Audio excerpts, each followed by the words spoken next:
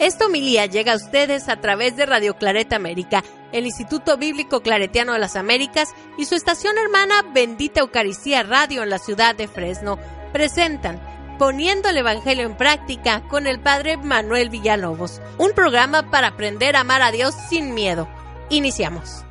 Muy buenos días, muy buenas tardes, hermanos y hermanas que nos sintonizan a través de Radio Claret América y su estación hermana Bendita Eucaristía Radio de la ciudad de Fresno, California. Mi nombre es Manuel Villalobos Mendoza, misionero claretiano de la provincia de los Estados Unidos y Canadá. Y la homilía de este domingo la he titulado No pueden servir a Dios y al dinero. Y esta lectura será la que escucharemos el día 22 de septiembre durante las celebraciones eucarísticas. Y antes de comenzar, me gustaría, como cada vez que reflexionamos la palabra de Dios, invitarles a que se pongan cómodos, a que inviten al Espíritu de Dios que venga una vez más a su corazón, que bendiga su casa, que bendiga nuevamente su experiencia de servir a Dios. Señor Jesús, te pedimos que derrames tu Espíritu sobre todas las personas que nos escuchan. Te pedimos que cuides a cada una de sus familias, de sus seres queridos. Te pedimos que nos enseñes el valor de la riqueza, que nos mueva siempre a actuar en justicia, que el pan que tenemos no venga contaminado con la injusticia, que nuestro trabajo sea honrado, que no explotemos al pobre, al migrante, a las personas más necesitadas, para que también tú nos bendigas y nos cuides. Te pedimos que nos des un corazón sencillo y humilde para poder reconocerte en medio de la abundancia y al igual en medio de la carencia. Todo esto te lo pedimos por Cristo nuestro Señor. Amén.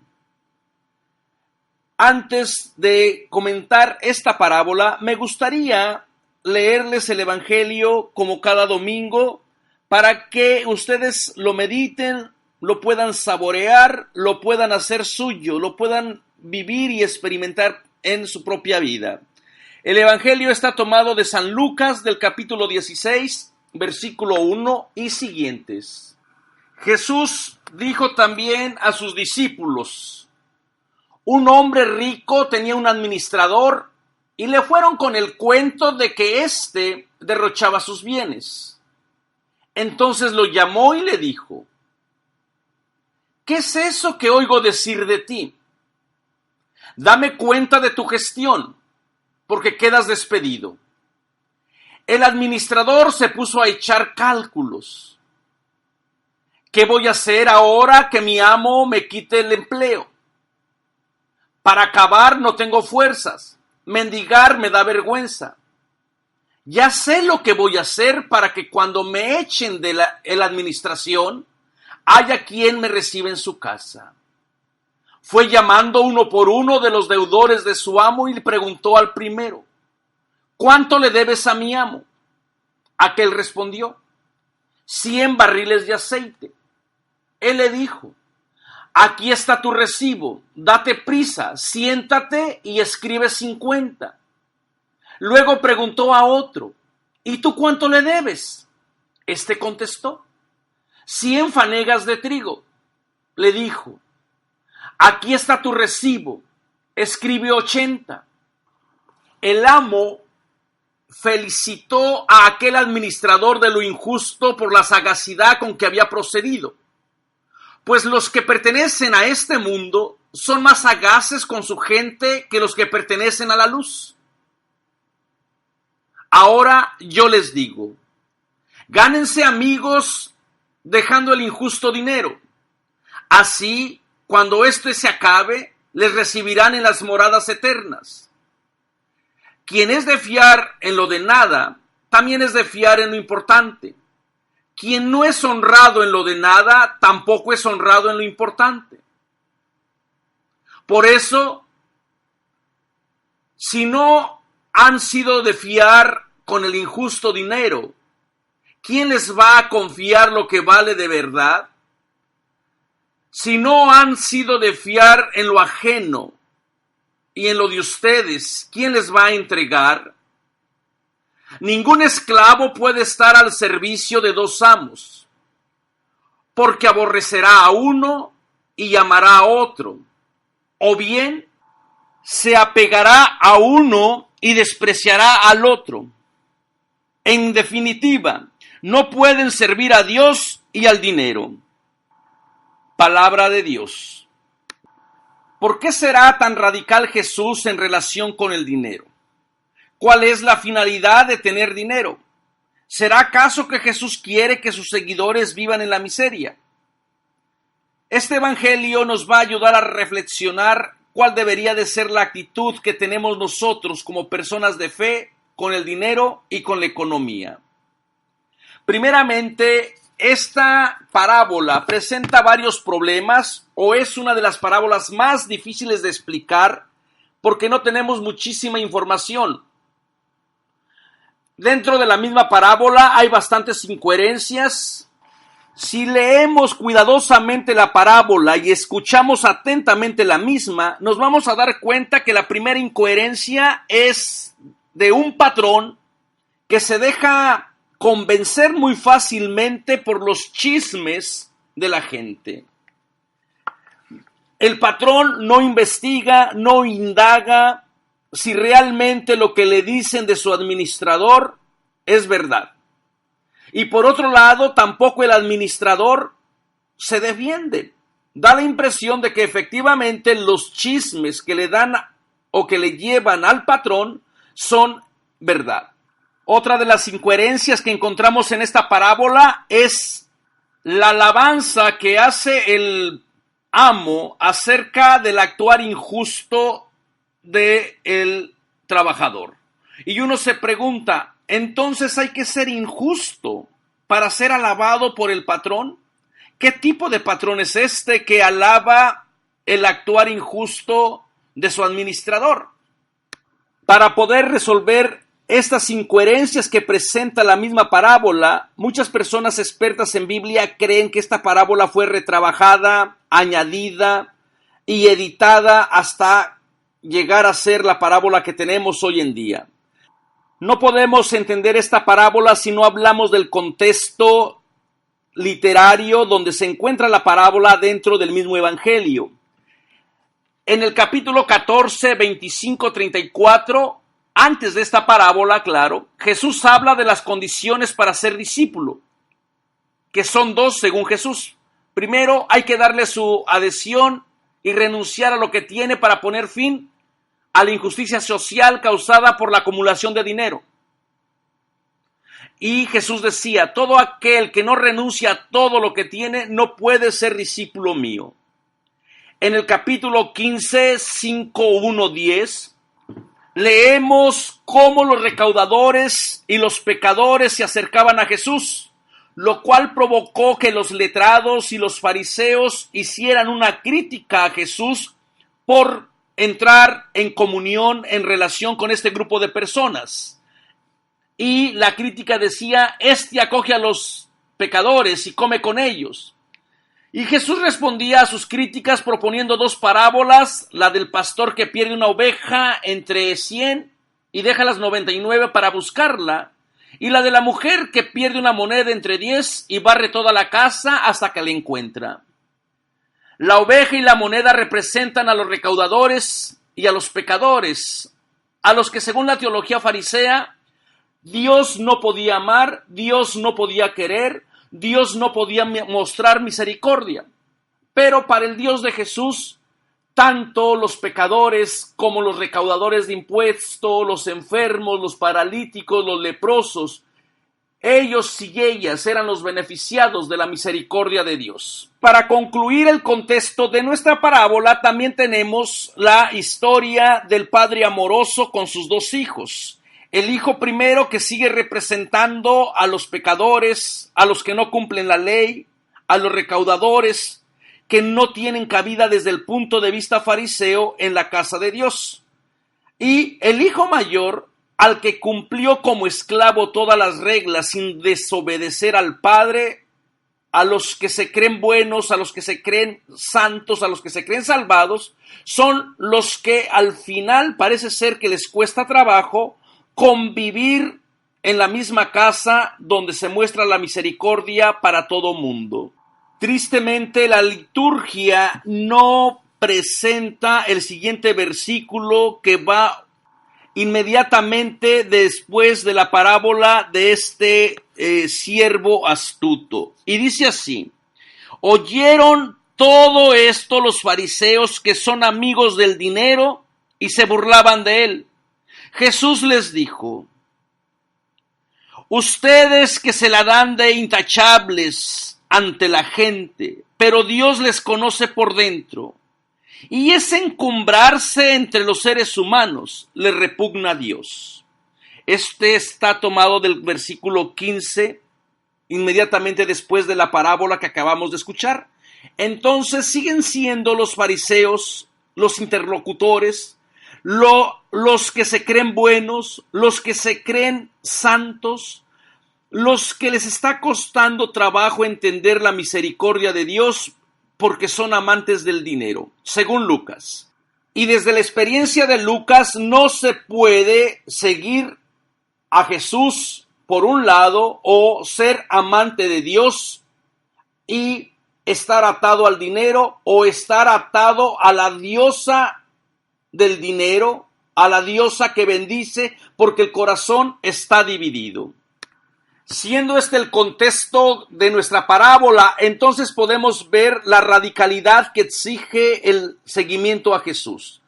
El corazón no puede estar dividido. Un corazón que está asociado con algún bien, con alguna riqueza, con alguna manera particular, donde ya no hay cabida para Dios, está perdido. Porque otras personas, otros objetos u otras prioridades ocupan el lugar de Dios.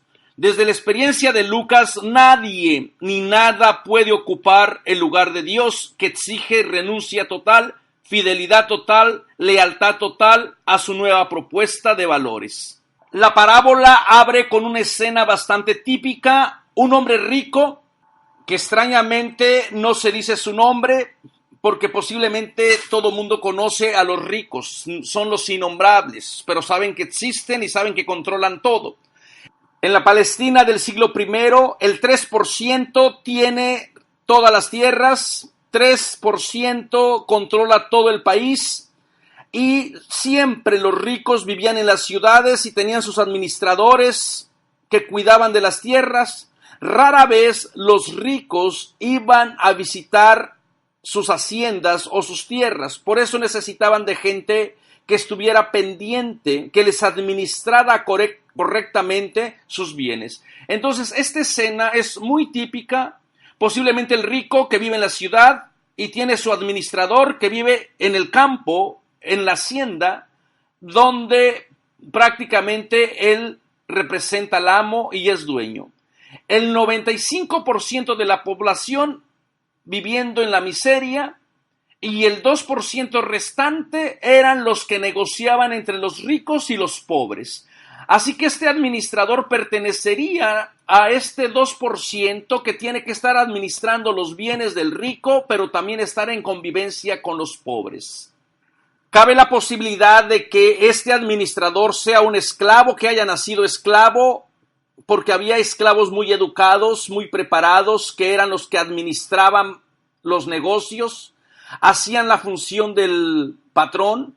Algunos esclavos, tenemos testimonios también que podían acumular bienes, especialmente los que se dedicaban a administrar los bienes del patrón rico. Se les permitía guardar su pecunia, su propio dinero, y con ese dinero algunos de los esclavos podían comprar su libertad. No sabemos muchos detalles de este administrador, pero tal parece que es un administrador bastante eficiente, demasiado eficiente, diría yo. Y claro, también la gente pobre, la que está privada de todo, la que no tiene tierras, la que no tiene acceso a la economía, también puede causar esto envidia. Y tal parece que esto es lo que movió a esta comunidad para ir con el cuento con el amo rico. La palabra que se traduce como ir con el cuento viene del griego y es un verbo que significa el diábalo. De allí viene la palabra diablo. El diábalo etimológicamente es el calumniador o el embustero. Este verbo designa la acción de alguien que acusa con una finalidad hostil. Y como les decía, en estas comunidades pequeñas, uno a veces las romantiza, uno a veces dice que todos se llevan bien, pero como dice nuestro refrán, pueblo chico, infierno grande, porque también crea hostilidad, crea envidia, si alguien tiene más que otro. ¿Y cuál es la acusación? Parece ser que, según la gente envidiosa, los que fueron a llevarle cuentos y chismes, los que hicieron la función del diablo, el hombre o el esclavo o el administrador derrochó los bienes. Este es el mismo verbo que se empleó en la parábola anterior con el hijo menor, que se fue a un lugar lejano y derrochó los bienes. Entonces estaríamos posiblemente haciendo una conexión entre el hijo menor de la parábola del padre amoroso y este administrador astuto que derrocharon los bienes que no les correspondían. Pero vamos a ver que parece ser que no es el caso de este hombre que actúa con sagacidad. La parábola no nos dice cómo este hombre derrochó los bienes, no sabemos exactamente qué fue lo que hizo, en qué maneras o en qué situaciones vivió. Simplemente el administrador parece aceptar la culpa. En el fondo parece que tenemos una lucha de la gente explotada, de la gente oprimida y de la gente rica. Y la manera de vengarse posiblemente del rico es sacrificando al administrador. Quizás los pobres, al querer llevarle chismes del administrador, están tratando de granjearse, están tratando de ganarse algún beneficio, que se les perdone alguna de las deudas. Recordemos que no era posible en el siglo I hacerse rico si no era por medio de explotar al otro. Esta gente explotada, oprimida, sin tierras, ve cómo todas sus ganancias, todos sus recursos, todo su trabajo está prácticamente amasadas en la mano del rico.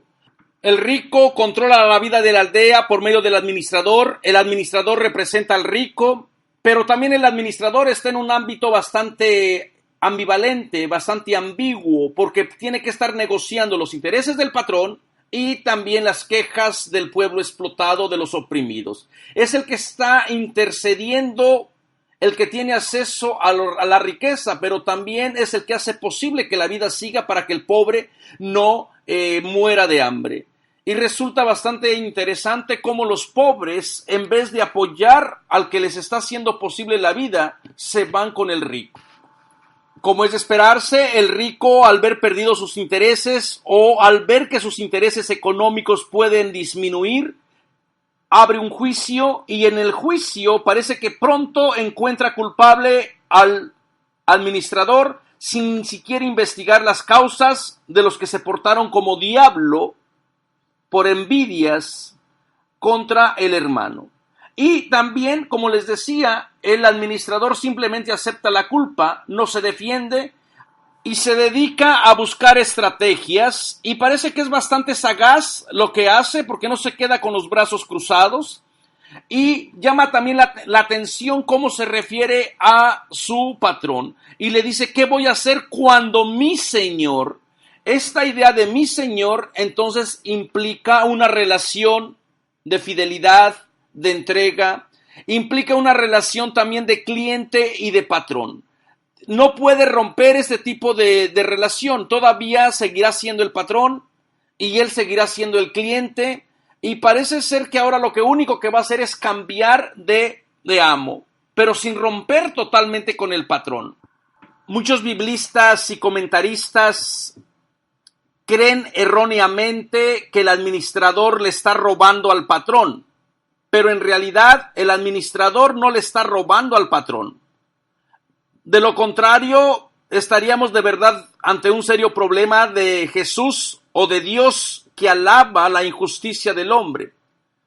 Cuando el administrador le dice al deudor de su amo: ¿cuántos barriles de aceite le debes a mi amo? Y éste le responde que 100. Y el administrador le dice que escriba 50. O cuando al que le pregunta que cuántas fanegas de trigo le debe, y éste le dice que 100. Y el administrador le dice que escriba 80. Lo que está haciendo el administrador es no cobrando la comisión que el administrador ganaba en cada transacción. Entonces no le está robando al amo. Lo que está haciendo es no cobrar sus intereses que se ganaba por su comisión de ser administrador. Y esta es la actitud que Jesús o que Dios alaba. La actitud del administrador que busca posibilidades de vida cuando sabe que su trabajo está en peligro. Y por eso va a poder entrar, porque ha demostrado ser astuto, ser hábil en los negocios, va a poder cambiar de patrón, de amo, porque las otras gentes van a ver que en realidad no le robó al amo. Lo único que hizo fue no cobrar su comisión.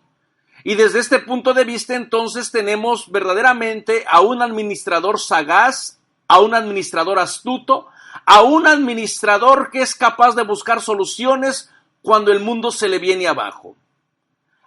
Y después esta parábola va a dar inicio a la preocupación importante de Jesús.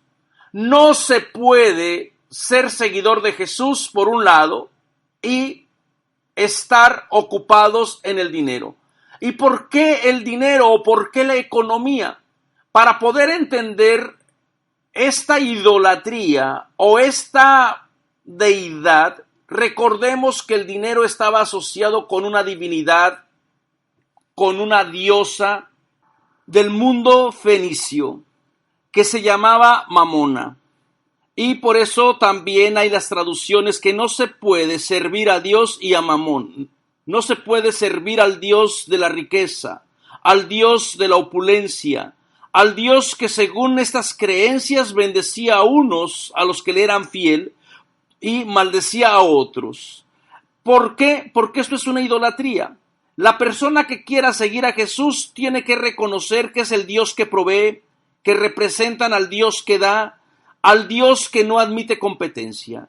Dios no admite ninguna competencia de ningún tipo, ni siquiera económico, ni siquiera familiar. La gente tiene que reorientarse, tiene que vivir con nuevos valores, con nuevas relaciones, donde el corazón y la fidelidad de la persona estén dirigidas únicas y exclusivamente al Dios de la vida. Y desde este punto de vista no se puede servir al dinero, y mucho menos si es dinero injusto. Y como les decía, en el mundo antiguo todo dinero llevaba en sí una injusticia, porque de alguna manera implicaba despojar al pobre, despojaba quitarle su sustento.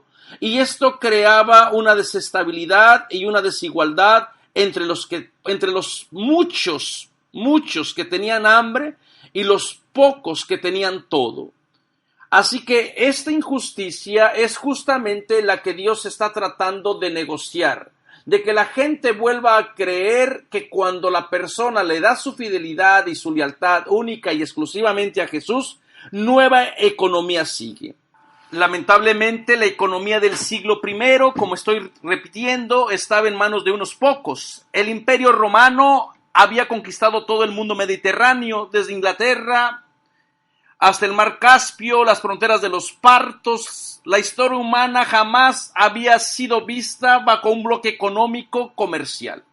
El Imperio Romano fue capaz de conquistar tierras, de esclavizar gente, y toda la economía prácticamente estaba en manos del Imperio Romano y de unas cuantas familias y de reyes que le daban su fidelidad a Roma y que ganaban sus ganancias económicas explotando a los pobres.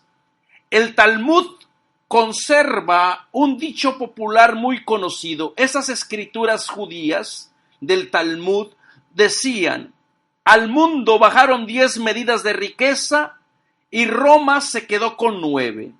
El resto de la humanidad vivía solamente con una riqueza, mientras una persona o un imperio vivía con las 9 riquezas de la demás persona. Y para ver lo nefasto de esta situación económica y la denuncia clara que hacen algunos hermanos y hermanas de Jesús, podemos leer el libro del Apocalipsis, donde denuncia claramente la economía desastrosa imperial. Es lo que nos dice el hermano Juan. Estoy leyendo del capítulo 18, del versículo 11 y siguientes. Cuando cae la Babilonia, cuando cae la comunidad de Roma, cuando caiga el imperio o cuando caigan los imperios, fíjense lo que dice la gente, se lamentarán los comerciantes de la tierra, llorarán y harán duelo, porque su cargamento ya no los compra nadie. El cargamento de oro, plata, pedrería, perlas, de lino, púrpura, seda y escarlata, todas las maderas de sándalo, los objetos de marfil y de maderas preciosas, de bronce, hierro, mármol, la canela, el clavo, las especias, perfumes e incienso, vino y aceite, flor de harina, trigo, ganado mayor y menor, caballos, carros, esclavos y esclavas. En una economía idolátrica, el ser humano queda prácticamente sometido a toda esta manipulación comercial. Y por eso, desde esta experiencia de los hermanos y de las hermanas de Jesús, no se puede ser fiel a una economía que deshumaniza, a una economía que está en manos de unos cuantos y pensar que se es cristiano. Nuevamente, hermanos y hermanas, deberíamos de replantearnos qué valor le damos a la economía, cómo valoramos nuevamente nuestro compromiso de seguir a Jesús. ¿No será acaso los que vivimos en este primer mundo, que estamos viviendo muy bien a base de explotar a los pobres, a base de no cuidar la creación? Otra vez la economía vuelve a estar en manos de unas cuantas familias poderosas, mientras los millones y millones de gente buscan qué comer entre la basura, emigran, dejan tierras. Este evangelio nos debe de mover a la conciencia para decir cómo estoy tomando en serio mi llamado. Verdaderamente puedo decir que soy seguidor de Jesús, mientras soy cómplice de una economía que empobrece. ¿Puedo sentarme a la mesa sabiendo que a lo mejor mi trabajo está contaminado? ¿O que los alimentos que voy a comer llevan la marca de un salario injusto? Hermanos y hermanas, la sentencia de Jesús sigue siendo clara y sigue siendo válida para el día de hoy. No podemos servir a Dios. No podemos actuar como si fuéramos los dueños del mundo en cuestión de economía, mientras hay millones y millones de gente que no tiene nada. A mí me da pena, me da vergüenza pertenecer a este sistema, donde la gente está enajenada en comprar y almacenar. Gente que literalmente se sepulta dentro de lo que compra, dentro de sus casas, que almacenan tanto sin necesidad.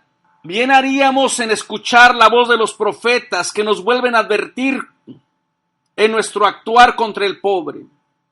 Hermanos y hermanas, este país consume el 80% de la producción mundial y el resto del mundo vive con el 30%. Toneladas de alimentos se desperdician dentro de esta economía perversa. Haríamos muy bien este domingo de pedirle perdón a Dios por todas las veces que hemos explotado al pobre, por todas las veces que le hemos negado el acceso a la economía, por seguir creando fronteras y muros que dividen al pobre del rico, por seguir preocupados en anunciar un evangelio de la prosperidad y olvidarnos de los pobres del hermano Jesús. Nuevamente deberíamos de hacer eco de las palabras del Papa Francisco, que nos invitan a tener una iglesia de pobres, una iglesia sencilla, una iglesia donde se vuelva otra vez a compartir pan, a compartir las historias, Una iglesia que dé la bienvenida a la persona marginada, a la persona migrante. No podemos ser seguidores de Jesús si estamos más preocupados o preocupadas por vivir de una manera frívola, de una manera superflua, por estar más obsesionados en la cultura del mall, del shopping, de las compras, de tener y de tener y de tener sin llenar nunca nuestro corazón. Este domingo les invito, hermanos y hermanas, a examinarse delante de Dios de una manera honesta y decir: Señor, a lo mejor en mi historia tú nunca has estado en el primer lugar, a lo mejor hay otros intereses, hay otros valores y te he dejado a ti fuera de mi vida, de mi relación. Y tengan la certeza, hermanos y hermanas, que otra vez habrá alegría aquí y en el cielo, porque entonces habremos descubierto el verdadero sentido de nuestra vida, que somos de Dios y el Dios que provee no nos abandona. Hermanos y hermanas, que tengan muy buen inicio de semana y que este evangelio nos invite y nos rete a servir única y exclusivamente a Dios y dejar a un lado todos aquellos intereses, especialmente el dinero, que nos puede servir de perdición. Muchas gracias y hasta la próxima semana. Los invitamos a escuchar más programas de crecimiento espiritual y emocional en radioclaretamerica.com y a seguir en YouTube a la Escuela Bíblica Claretiana de las Américas. Visite ibicla.org.